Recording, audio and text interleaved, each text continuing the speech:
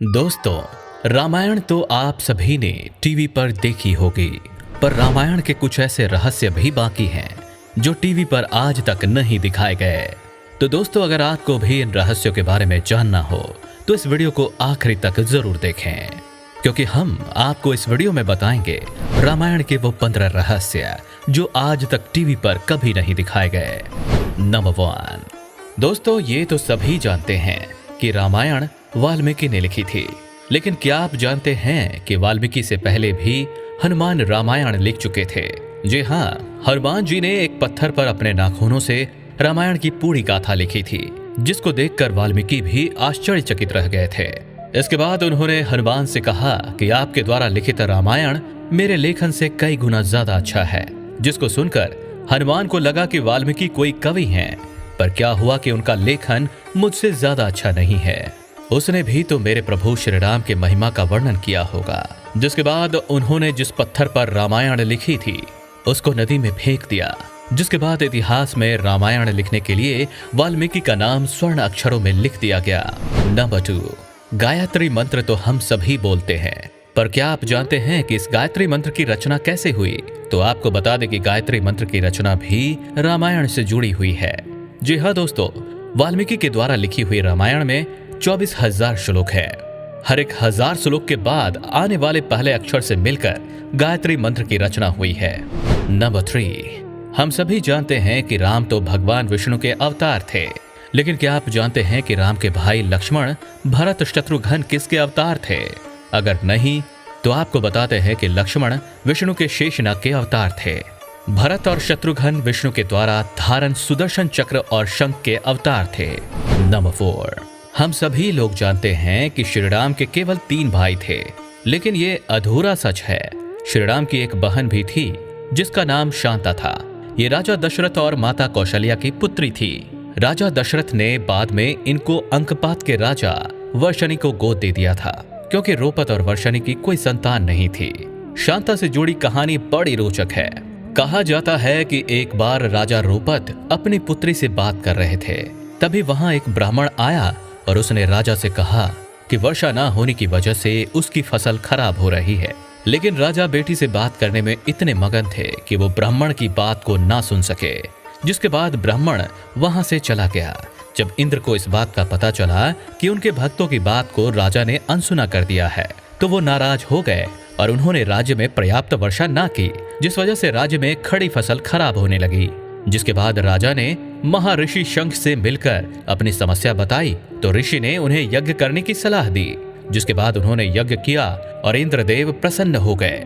फिर वहां पर्याप्त मात्रा में वर्षा हुई, जिसके बाद राजा ने अपनी पुत्री शांता का विवाह ऋषि के साथ कर दिया और दोनों लोग खुशी से अपना जीवन व्यतीत करने लगे। नंबर 5। सीता के स्वयंवर के बारे में तो हम सभी जानते हैं, लेकिन क्या आप जानते हैं इस स्वयंवर के पीछे की कहानी के बारे में? नहीं तो हम आपको बताते हैं। एक बार बचपन में माता सीता ने शिव धनुष उठा लिया था, जिसको देख मिथिला नरेश जनक के मन में ख्याल आया कि जो भी वीर पुरुष इस धनुष को उठा लेगा उसी से सीता का विवाह करेंगे। उसके बाद स्वयंवर में राम ने शिव धनुष उठा लिया और माता सीता और श्री राम का विवाह हो गया। नंबर 6। सीता के स्वयंवर में रावण खुद भी पहुंचा था। उस समय रावण को दुनिया का सबसे बुद्धिमान और बलशाली योद्धा कहा जाता था, लेकिन वो भी शिव धनुष को उठा नहीं सका था। नंबर 7। ये तो सभी को पता है कि श्री राम और माता सीता का विवाह कैसे हुआ था। स्वयंवर जीतकर श्री राम ने माता सीता से विवाह कर लिया था, पर बहुत कम ही लोग माता सीता के स्वयंवर में इस्तेमाल हुए शिव धनुष का नाम जानते होंगे। इस धनुष का नाम पिनाका था। नंबर 8। ज्यों श्री राम और माता सीता 14 साल के वनवास के लिए जंगल गए, तो उनके साथ उनकी रक्षा के उद्देश्य से लक्ष्मण भी उनके साथ गए। श्री राम और माता सीता की रक्षा के लिए लक्ष्मण 14 सालों तक नहीं सोए। कहा जाता है कि एक रात निंद्रा देवी लक्ष्मण के पास आए, तो लक्ष्मण की बात और भाई के प्रति प्रेम को देखकर निंद्रा देवी ने उनसे वरदान मांगने को कहा, जिस पर लक्ष्मण ने देवी से 14 साल ना सोने का वरदान मांगा। जिस पर देवी ने कहा कि वो उनको ये वरदान तो दे देंगी, पर उनके बदले कोई और 14 साल उनके जगह सोए। जिसके बाद लक्ष्मण ने देवी को अपनी पत्नी उर्मिला के पास भेज दिया और कहा जाता है कि 14 साल उर्मिला लक्ष्मण की जगह सोई। नंबर 9। रामायण में भगवान श्री कृष्ण की मृत्यु का वर्णन किया गया है। सुग्रीव और बाली की युद्ध में जब पीछे से छुपकर श्री राम ने बाली का वध कर दिया था, तो उसके बाद वहां बाली की पत्नी तारा पहुंची। जब उसे पता चला कि उसके पति का वध श्री राम ने झाड़ियों के पीछे छुप के किया है, तो उसने श्री राम को श्राप दे दिया कि आपकी मृत्यु भी इसी तरह होगी।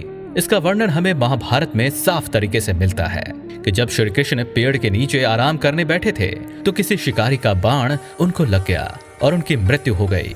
नंबर 10, ऋषिराज जामवंत भी श्री राम के साथ युद्ध करना चाहते थे। जब जामवंत को पता चला कि दुनिया का सबसे शक्तिशाली योद्धा श्री राम है, तो उसके मन में भी उनसे युद्ध करने का ख्याल आया। जिसके बाद वो राम के पास युद्ध करने को पहुंच गए। लेकिन उस समय राम सीता को ढूंढने निकले थे, तो उन्होंने जामवंत से ये कह दिया कि अभी उनके पास समय नहीं है और उनकी ये इच्छा वो अगले जन्म में जरूर पूरी करेंगे। नंबर 11, ब्रह्मचारी होने के बाद भी श्री हनुमान जी का एक पुत्र था जिसका नाम मकर ध्वज था। ये तब हुआ जब हनुमान जी लंका को जलाकर वापस जा रहे थे। तब वे अपनी पूंछ समंदर में लटकाए हुए थे। ऐसा कहा जाता है कि उसी समय मकर ध्वज नाम की मछली ने उनका पसीना ग्रहण कर लिया। नंबर 12, रावण का नाम रावण कैसे पड़ा? रावण का नाम पहले दशानन था। कहा जाता है कि रावण भगवान शिव का सबसे बड़ा भक्त था। एक बार वो भगवान शिव से मिलने कैलाश पर्वत पर गया, जहां उसे कैलाश पर्वत के बाहर नदी ने रोक लिया, क्योंकि उस वक्त भगवान शिव ध्यान की मुद्रा में बैठे थे। रोकने से रावण बहुत क्रोधित हो गया, जिसके बाद उसने कैलाश पर्वत को उठा लिया।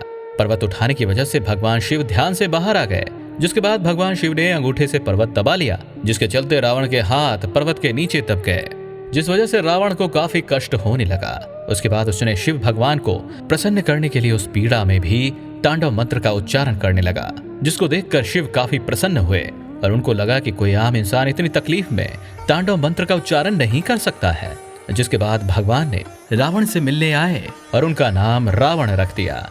रावण का अर्थ दहाड़ने वाला व्यक्ति होता है। नंबर 13, जब श्री राम को युद्ध से पहले यज्ञ करना था, तो उनको इसके लिए एक पुरोहित यानी पंडित की जरूरत थी।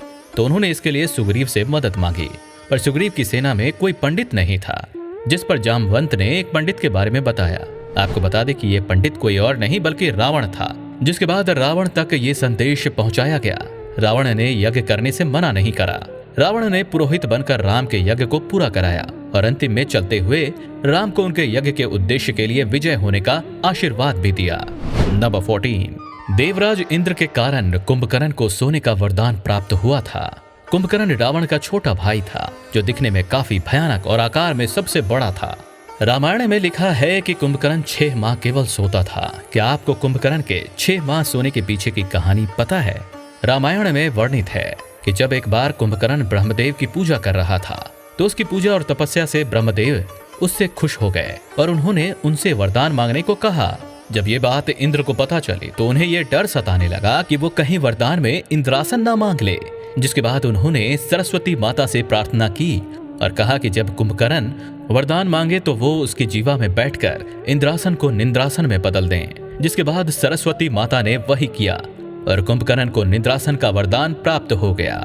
नंबर 15, जब रावण के भाई अहिरावण ने राम और लक्ष्मण को मूर्छित कर पाताल लोक ले जाकर कैद कर लिया था, तो हनुमान राम और लक्ष्मण को बचाने के लिए पाताल लोक गए। तो उनका युद्ध पाताल लोक के द्वार पर उनके पुत्र मकर ध्वज से हुआ। जिसके बाद उनको पता चला कि अहिरावण का वध करने के लिए वहां रखे 5 दीपों को एक साथ बुझाना जरूरी है, क्योंकि अहिरावण के प्राण उन्हीं 5 दीपों में बसते हैं। जिसके बाद अहिरावण के वध के लिए हनुमान ने पंचमुखी रूप धारण किया और 5 दियों को एक साथ बुझाकर अहिरावण का वध कर दिया। तो आपको ये रामायण की बातें जानकर कैसा लगा, हमें कमेंट बॉक्स में जरूर बताएं। साथ ही अगर आपको वीडियो अच्छा लगा हो तो इसे लाइक और शेयर करना ना भूलें। अगर आप चैनल पर नए हैं तो चैनल को सब्सक्राइब जरूर करें। मिलते हैं अगले वीडियो में, तब तक के लिए धन्यवाद।